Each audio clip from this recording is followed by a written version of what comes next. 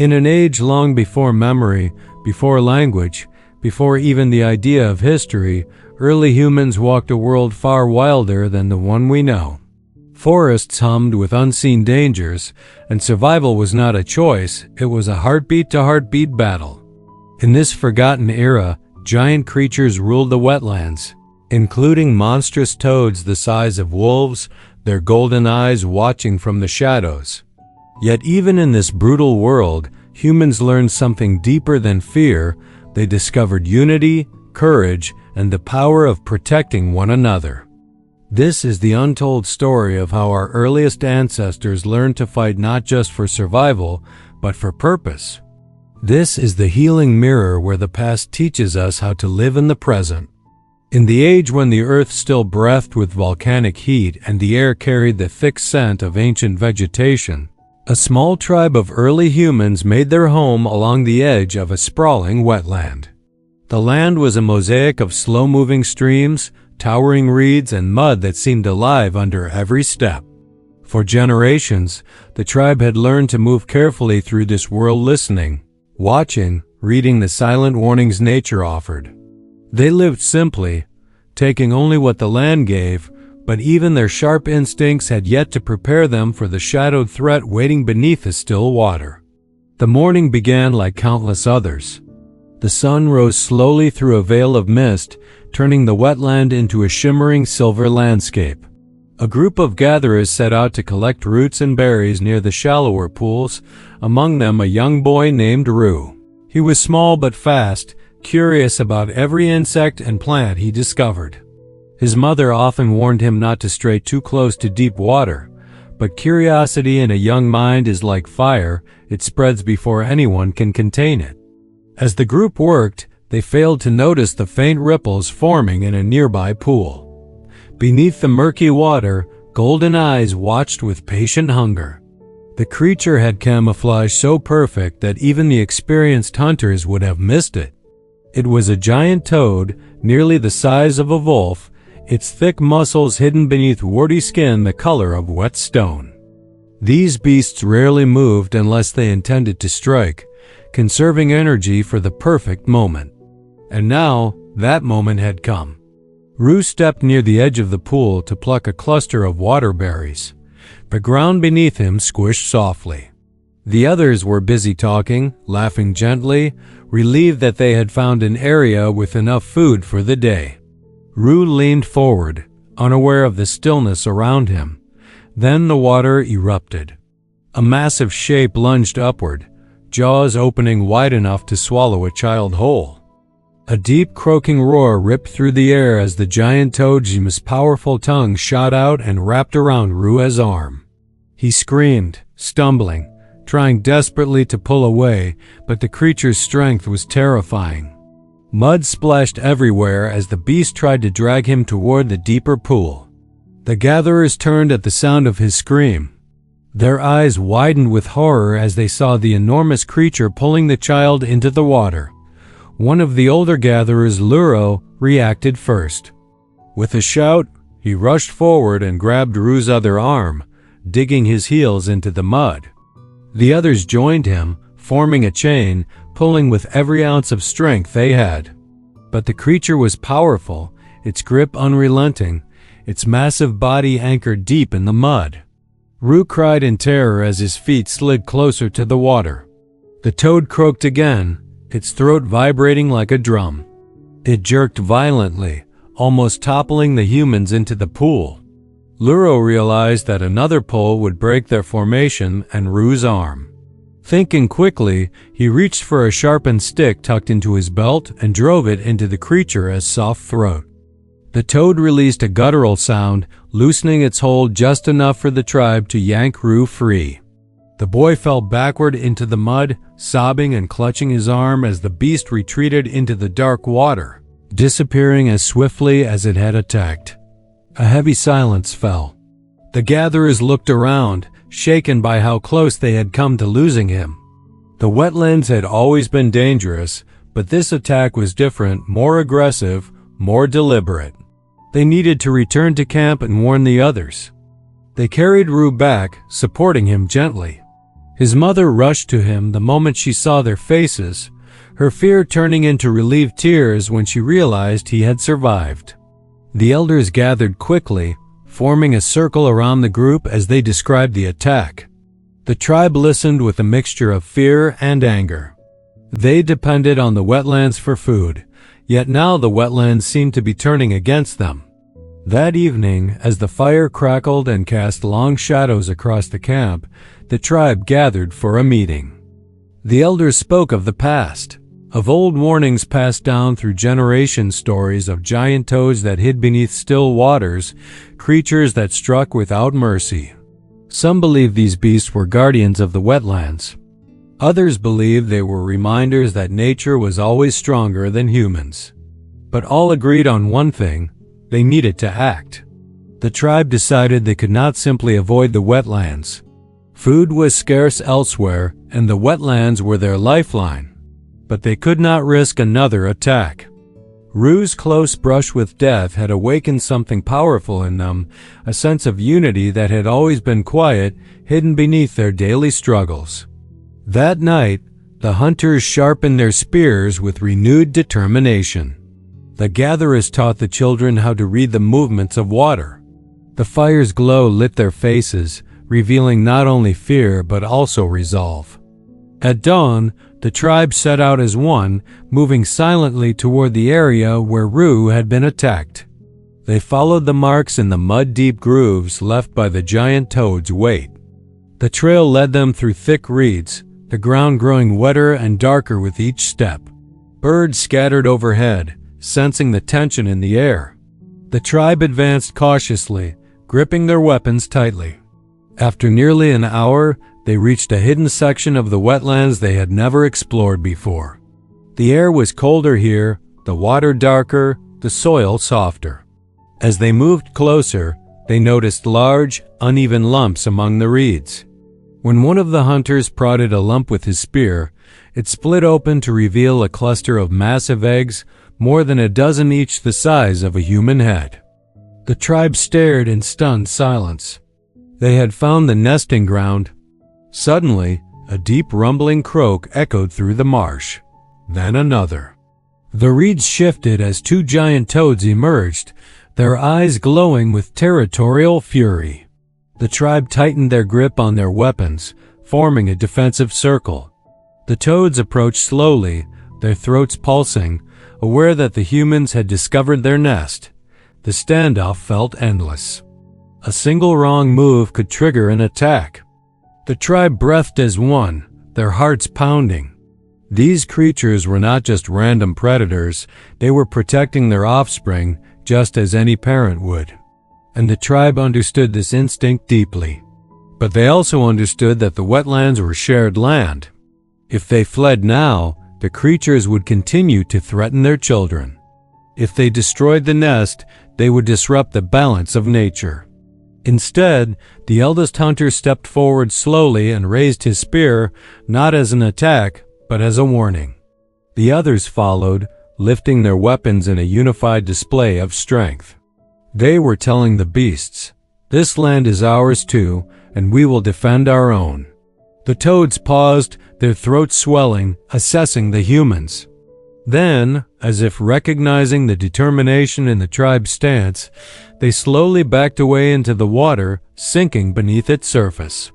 The tribe remained still until the last ripple faded. They had not fought with violence, but with presence, standing together with a courage they had discovered only through fear. They marked the nesting area with stones so no one would wander there again. Then they carried Rue's story and this new understanding back to their camp, their spirits heavy but stronger, bound by something deeper than survival. At night, the wetlands transformed into a world of shadows and whispers.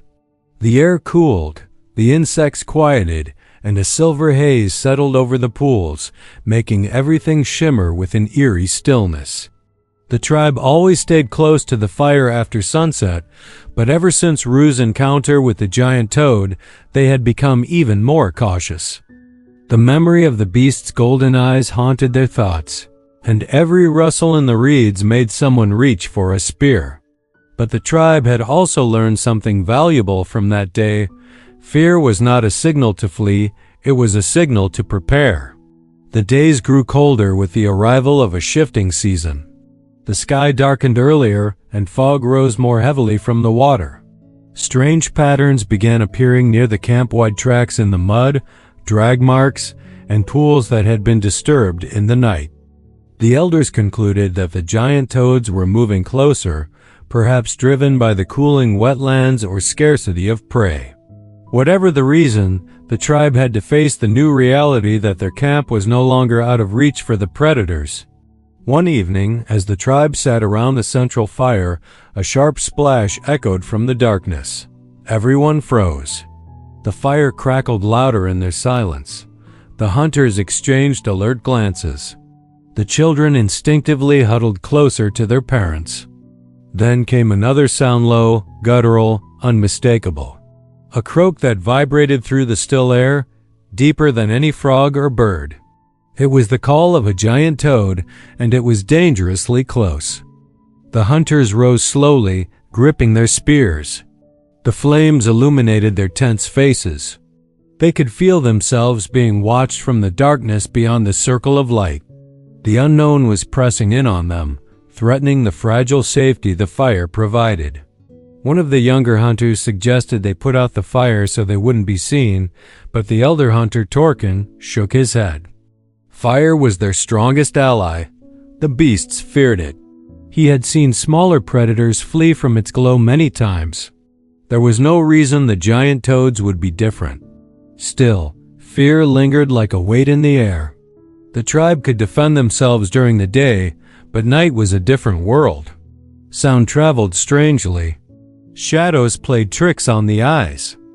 Every step risked sinking into mud deep enough to trap a grown hunter, but fire could be seen and felt. Fire meant life. When a massive shape suddenly shifted beyond the reeds, the tribe reacted instinctively. Torkin lifted a burning branch from the fire, holding it high. Its flames cast dancing patterns across his determined face.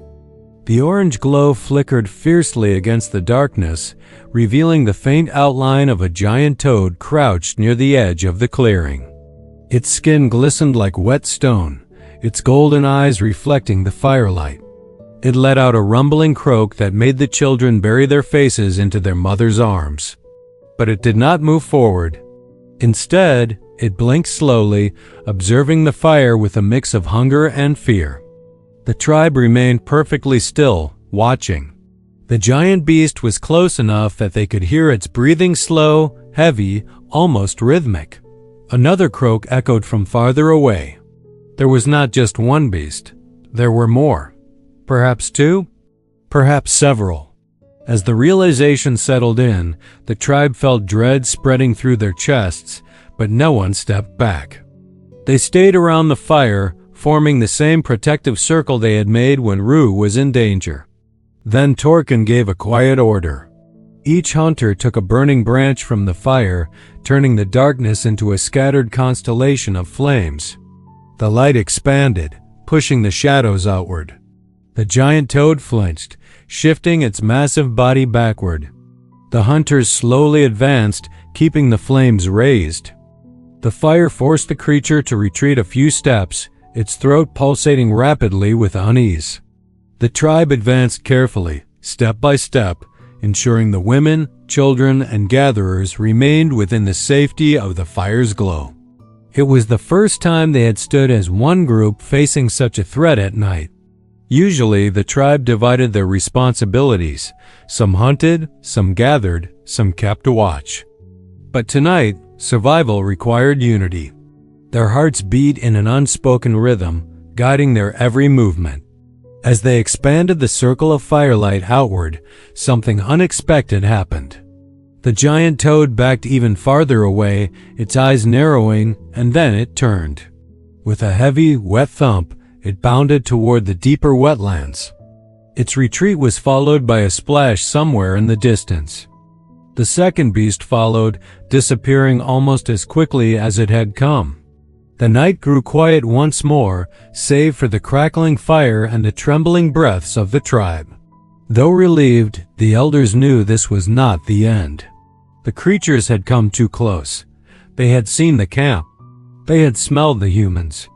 They would return unless the tribe created a stronger boundary. Fire had worked tonight, but it needed to become a permanent defense. The tribe spent the next morning gathering wood-thick logs, dry branches, anything that could burn for long hours.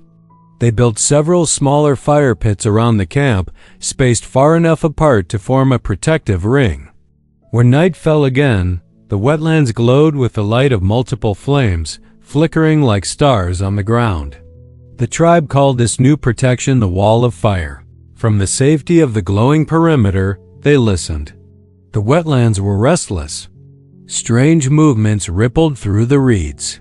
The giant toads were out there, circling, testing the boundaries, croaking softly in frustration. But they did not cross the line of fire. The beasts watched from afar, their golden eyes reflecting the barrier they could not breach. Torkin didn't stop there. He taught the tribe how to create torches from hardened sap wrapped in dried plant fibers. These torches burned brighter and longer than wooden branches. He instructed the hunters to carry a torch at all times after sunset. Fire became as essential as their spears. It was no longer just a source of heat or a tool for cooking. It was a weapon one the beasts could not match. One night, while replacing the wood at the far edge of the fire ring, the tribe witnessed a moment that changed their understanding of the world around them. A young hunter dropped his torch accidentally, and its flame rolled into a patch of dry grass. The small fire flared rapidly, casting bright light across the clearing. Beneath that sudden brightness, they saw multiple reflections, pairs of glowing golden eyes hiding just beyond the reeds. There were at least 6 giant toads, all waiting for darkness to reclaim the land. The tribe had never imagined so many predators living so close. But the flames drove the beasts back once more, illuminating a truth that had always been around them. Danger thrived in places where light did not reach. Their weapons alone could not have saved them. Their bodies were too fragile, their strength too limited. But fire balanced the scale. It kept the tribe from being hunted. It turned them from prey into protectors of their own lives. Over the following days, they became more strategic. They built higher fire racks to keep flames burning through the rain. They gathered resin to make fire burn hotter. They trained even the younger members to light torches quickly in emergencies. Every person, regardless of age, learned how to keep the fire alive. It was the one duty no one could ignore. The wetlands gradually changed as the tribe's courage grew. The predators began to avoid their camp entirely, learning from their failures.